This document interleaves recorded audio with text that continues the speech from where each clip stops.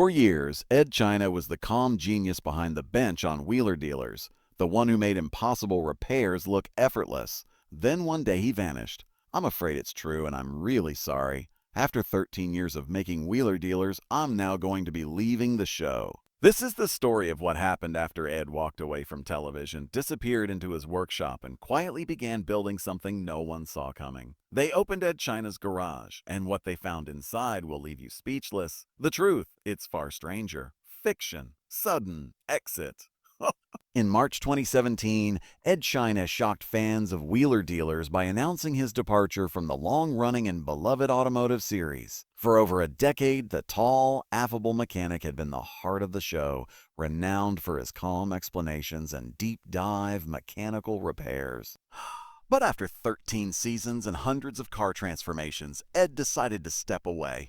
And it wasn't because he'd lost interest in cars. The reasons ran deeper. Creative differences with the new direction of the show, and a conflict over what Wheeler Dealers was becoming. The show, originally a low-budget UK series, had evolved into a global success. It paired Ed with co-host Mike Brewer, with Mike handling the buying and selling of used cars and Ed managing the mechanical overhauls. What made Wheeler Dealers stand out was Ed's detailed workshop segments. Viewers saw the before and after. They learned the process. The nuts, bolts, quirks, and workarounds involved in breathing new life into a used car. That transparency, that respect for the craft became a cornerstone of the show's identity. But change was coming. In 2017, Discovery Channel announced that production of Wheeler Dealers would shift from the UK to the United States under the control of a new production company. Along with the move came a new approach to how the show would be made. According to Ed's departure video, which racked up millions of views within days, the producers wanted to cut back on the workshop segments. Less of the in-depth repair footage, more streamlined edits to fit a faster pace and tighter runtime. That didn't agree. In the video, he explained his reasoning with calm but firm conviction. He said the show's educational value would be diminished by this approach. The risk, he argued, wasn't just to the format, but to its integrity. If viewers were no longer shown the work in sufficient detail, the show would drift towards superficial entertainment rather than a genuine documentation of car restoration. For Edd, that was a red line, and rather than compromise, he walked. Reports from inside the industry at the time suggested tensions had been building behind the scenes for a while. The shift in production also meant a shift in priorities from mechanical detail to wide appeal, from UK roots to American Polish. Ed, who had built his on-screen persona around transparency and hands-on guidance, didn't see himself fitting into that future. His departure caught fans off guard. Reactions were intense and immediate. Comments poured in on social media, some angry, some supportive, many simply heartbroken. To many longtime viewers, Ed was the soul of the show. The quiet authority with which he handled everything from seized bolts to entire engine rebuilds had made him a rare kind of TV mechanic, someone you believed, someone you could learn from. Only them. Mike Brewer also responded publicly, expressing sadness over Ed's decision and reaffirming his own commitment to continuing the show. But even as he welcomed a new co-host, former Formula One mechanic Ant Anstead, there was no question that Wheeler Dealers would be different moving forward. The chemistry between Mike and Ed had taken years to build. Their dynamic wasn't something easily recreated. Ed, for his part, didn't lash out. He avoided the drama and refrained from throwing blame, instead offering fans a calm and reasoned explanation.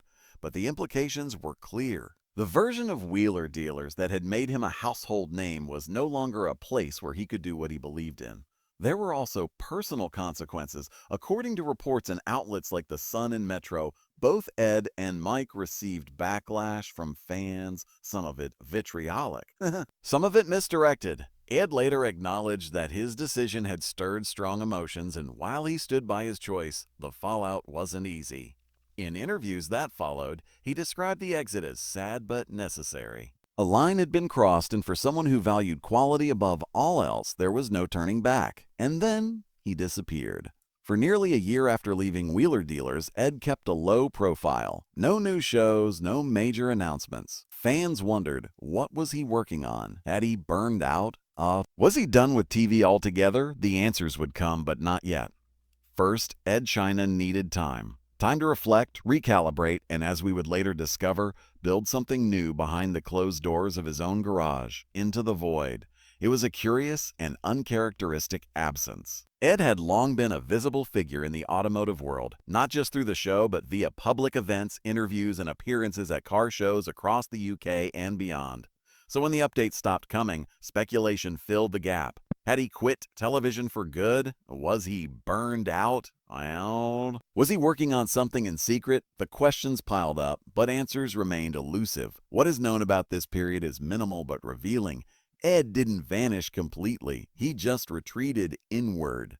According to scattered insider reports and interviews from later years, he had returned to his workshop, the same garage that had birthed many of his earlier inventions like the motorized office chair and street-legal sofa. This time, however, there were no cameras rolling, no script, no external deadlines, just tools, ideas, and time. People close to Edd described him during this stretch as recharging. After years of filming tight schedules and working within the constraints of television production, he was suddenly free to move at his own pace.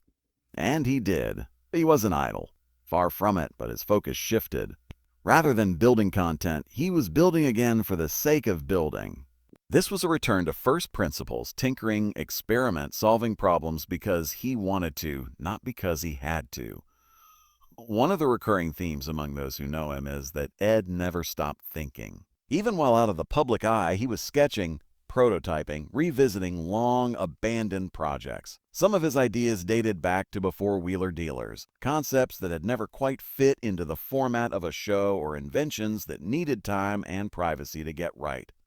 Now he had both. A few unconfirmed reports at the time suggested he was experimenting with electric vehicle conversions. This wouldn't be surprising. Edd has always had an interest in sustainability and alternative powertrains. Some even suggested he was working on a way to retrofit classic cars with modern electric drivetrains in a way that preserved their character. But these were just whispers. No hard evidence surfaced during that year to confirm what was happening behind those closed garage doors. What did leak out, though, was fan curiosity. Online forums were filled with threads asking where EDA had gone. YouTube comment sections lit up on old clips of Wheeler Dealers, flooded with nostalgia and concern. Some fans speculated he had left the industry entirely. Others believed he was plotting something big, but most simply hoped he was okay mentally, physically, creatively. That concern wasn't baseless. Walking away from a major show, especially one that had defined your career, comes with fallout. Edd himself later admitted that the transition had been emotional and difficult. Though he remained composed in his public farewell, he had just cut ties with a global platform, a steady income, and a project he had poured years of energy into. It's not a leap to think that time was needed to process it all. There's also the question of burnout, years of tight production deadlines, pressure to deliver, and being under the scrutiny of producers. Fans and executives can wear down even the most resilient. According to some sources close to the industry, Edd had been quietly expressing frustration in the months leading up to his departure. The creative spark was still there, but the environment no longer supported it. So the garage became a sanctuary. During this period, Edd also took time away from social media. His Twitter feed went quiet. His YouTube channel remained dormant. For someone so closely associated with DIY and transparency, the silence was almost eerie. Occasionally, whispers popped up. A few eagle-eyed fans reported spotting him at local engineering shows or quietly attending classic car meets. These sightings only fueled more speculation. Was he doing market research, recruiting collaborators, testing a new invention in secret? No one knew for sure, and Edd wasn't saying. Still, the longer the silence stretched, the more the mystery grew. What was going on in that garage? Was Edd just enjoying a well-earned break, or was he in typical fashion reverse engineering something that would surprise everyone? As 2018 wore on, anticipation began to build. A few cryptic updates started to appear. Brief blog posts, mentions in interviews, subtle hints that something was coming. Edd hadn't vanished. He was just working in stealth. And then, almost exactly a year after he had left television, a new thumbnail appeared on YouTube. No fanfare, no hype campaign, just a video titled Garage Revival, Episode 1. The name said it all. But before the comeback could unfold, that year of silence had served a purpose. It wasn't a void, it was incubation. And what had been brewing in the shadows of that garage was about to change everything. Workshop awakens. In May 2018, Edd China returned, but not to television. He returned on his own terms through a self-produced YouTube series titled Edd China's Garage Revival. After nearly a year of silence, fans were greeted not with marketing hype or a flashy rebranding, but with something simpler, purer, and unmistakably Edd. The concept was refreshingly grounded.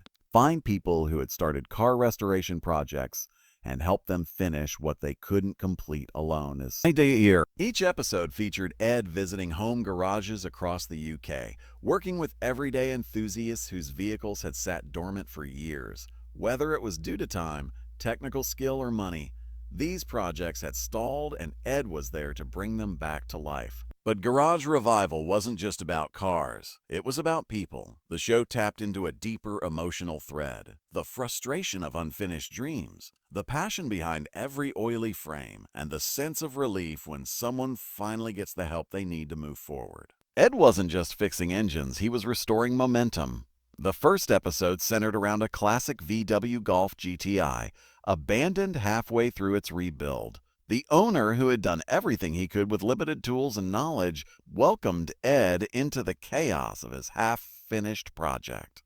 What followed was a methodical and honest assessment of the car's condition. Edd didn't play for the camera. He didn't simplify things for the sake of drama. He got on the floor, got his hands dirty, and explained exactly what needed to be done and why. That tone became the hallmark of Garage Revival.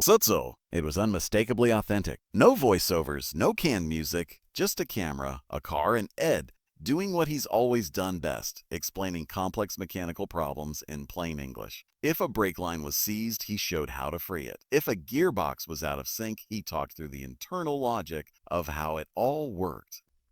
For fans who had missed his deep dive segments on wheeler dealers, this was like a homecoming. The production values were modest by design. Edd was no longer backed by a television studio. There were no executive producers steering the format, no tight broadcast deadlines. He was in control, writing, presenting, even helping direct the edit. It wasn't slick, but it was real, and that was exactly the point. The response was immediate. The first episode racked up hundreds of thousands of views within days. The comment section read like a reunion. Fans welcoming him back, thanking him for staying true to his style and expressing relief that his passion hadn't been dulled by the industry fallout. Some even said the show was better than Wheeler Dealers. It was more personal, more relatable, more focused on the why behind each repair. Behind the scenes, the launch of Garage Revival was also a litmus test. According to industry insiders, Edd had been uncertain about whether to return to the public eye at all. The YouTube series allowed him to test the waters without locking himself into a long-term contract. It gave him the space to experiment and reestablish a direct line to his audience without interference. It also marked a shift in how he engaged with his community. For the first time, fans could comment directly on his work and receive responses. They could suggest cars to feature, techniques to explain, or even point out details he might have missed. Over the next few months, more episodes followed. A Triumph Herald here, a neglected Land Rover there. Each story unfolded slowly and without shortcuts. These weren't flashy transformations set to music montages. These were authentic repairs with real-world constraints. Improvised fixes, stubborn bolts, unexpected snags. The kind of work any DIY mechanic knows all too well. And that's what made Garage Revival resonate. It wasn't about perfection. It was about perseverance. Edd wasn't showing viewers how to build show cars. He was showing them how to get that one job done properly, the kind you've been avoiding for months. In doing so, he recaptured the spirit of hands-on educational motoring content, something that had been steadily fading from mainstream automotive media. It's worth noting that while Garage Revival didn't explode into a massive franchise, it didn't need to. It was a personal project, a way for ED to re-engage with what he loved while staying independent.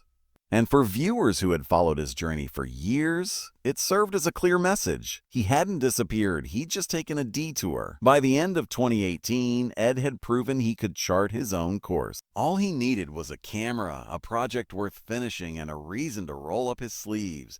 With Garage Revival, the workshop lights were back on, and this time they were all his, behind the doors, so after a while, a private tour was organized. They opened Edd China's garage, and what they found inside will leave you speechless. Tucked away behind unmarked doors, past a cluttered driveway and shelves stacked with forgotten parts, is the workshop where Edd has spent years quietly building a world entirely his own. And once inside, it's hard to know where to look first. Against one wall sits the infamous street legal sofa, a vehicle stitched together from armchairs, suspension components, and sheer eccentricity. Nearby is the motorized bathroom, a fully functioning toilet on wheels, complete with plumbing and a steering column. These weren't just gimmicks for a laugh. They were real, registered vehicles that once toured the streets as testaments to what's possible when engineering meets imagination. But amid the wonder and whimsy, one discovery stood out, and not in a good way. According to those present during a rare private tour of the garage, tucked in a dark back corner was a partially disassembled prototype, once intended for a public demonstration that had clearly gone wrong. It was described as a self-steering bar stool, an experiment in compact personal mobility using gyroscopic stabilization. But the project had been abandoned in what can only be described as a disturbing state. Wires dangled from scorched control boxes. Burn marks blackened the plywood beneath. One witness claimed the lithium battery housing had clearly suffered a thermal event and charred residue was still visible on the surrounding equipment. No injuries were reported, but the evidence suggested that Edd had narrowly avoided a serious workshop fire. For a creator known for control and precision, it was a rare glimpse into the risks of relentless innovation. As one industry insider put it, that thing looked like it tried to cook itself alive. And even though this is horrible, even as a mere possibility, it fits. The garage isn't just a playground, it's a laboratory. Edd doesn't filter his ideas, he follows them. Some become road-legal marvels. Others, like the self-steering bar stool, crash spectacularly in the testing phase. But every bolt, every sketch, every soot-covered prototype tells the same story. A mind that won't stop building. This is the side of Edd the public rarely sees. In the end, he is a solitary inventor, surrounded by experiments that blur the line between genius and madness. And if some of those experiments come with a scorch mark or two, it only proves how far he's willing to go to create something no one else would dare attempt. Reinvention. After the modest but heartfelt success of Garage Revival, Edd China faced a critical crossroads. He had proven that he could go it alone, that his name, reputation, and passion were enough to carry a show without the backing of a major network. But for Edd, reinvention wasn't just about returning to the screen. It was about evolving his role in the automotive world entirely. The time away from mainstream television had allowed him to reassess not just his career, but his priorities as a creator and engineer. While many still knew him as the guy from Wheeler Dealers, Edd had quietly spent years thinking beyond traditional combustion engines. Long before the electric vehicle boom hit the mainstream, he'd been tinkering with sustainable transport concepts, alternative powertrains, and hybrid retrofits. Now, with a platform fully under his control, he could finally take that thinking public. In April 2021, Edd launched a new series on YouTube, Edd China's Workshop Diaries. The format was simple, but the vision was bigger. Unlike Garage Revival, which centered around helping others complete their stalled projects, Workshop Diaries brought viewers directly into Edd's own garage, his private world of tools, projects, and prototypes. It was a return to the kind of in-depth educational content that had made him a household name, but now with a forward-thinking edge. The show offered weekly episodes, most running 20 to 40 minutes, featuring everything from engine teardowns to electric vehicle component analysis. But what made it stand out was the tone. Workshop Diaries wasn't trying to be a slick, high-octane TV replacement. It was intimate, honest, and deliberately paced. Edd spoke to the camera like an old friend, walking viewers through each step of a project, breaking down not just what he was doing, but why. One early project featured the conversion of an old classic Mini to electric power. It was a proof of concept. Ed wanted to show that electric conversions didn't have to be soulless. That character, charm, and classic aesthetics could survive and even thrive when paired with modern drivetrains. Viewers got to see the practical engineering work involved, adapting motor mounts, selecting battery packs, wiring up control units. Nothing was glossed over. And the message was clear. This wasn't just car repair. It was sustainable engineering with real-world implications. As the series progressed, Workshop Diaries expanded its focus. Some episodes leaned into traditional restoration work, refurbishing suspension systems, troubleshooting gearboxes, or diagnosing fuel system issues. Others explored more conceptual topics like developing lightweight body panels from recycled materials, or experimenting with regenerative braking systems in older platforms. There were even episodes where Edd tested homemade tools or offered long-form Q&A sessions based on viewer-submitted questions. No sponsors dictated the content. No advertisers shaped the direction. It was curiosity and craftsmanship uninterrupted. In many ways, the series represented Ed's clearest statement of purpose yet, a blend of education, innovation, and accessibility. He was challenging conventional thinking, encouraging hobbyists and professionals alike to look at their garages not as storage spaces, but as laboratories. The response to Workshop Diaries was overwhelmingly positive. Comments poured in from fans old and new, praising the clarity of explanation, the depth of knowledge, and the sheer sense of calm the series provided. It wasn't flashy, but it was deeply satisfying.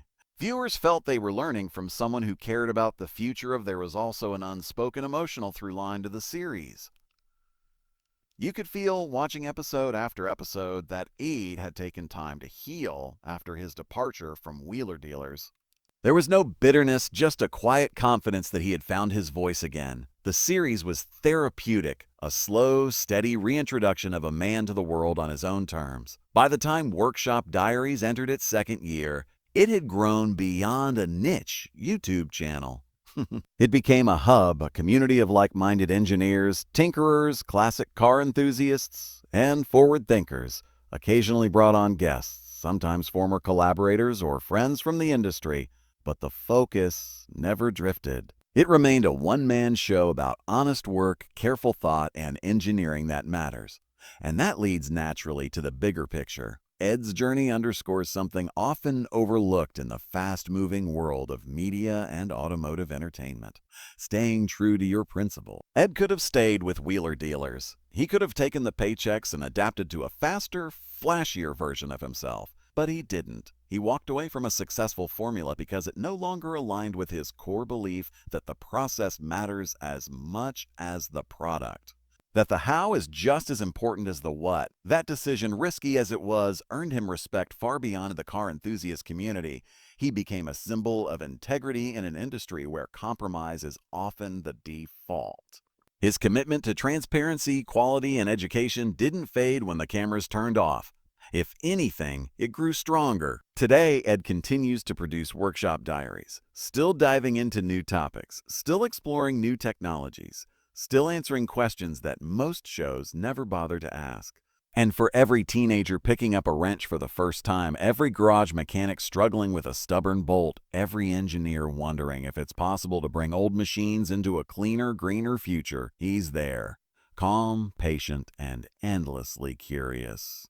His online presence is mentorship at scale, a reminder that craftsmanship isn't dead, that engineering is about problem solving, patience, and purpose. Do you agree? Let us know in the comments.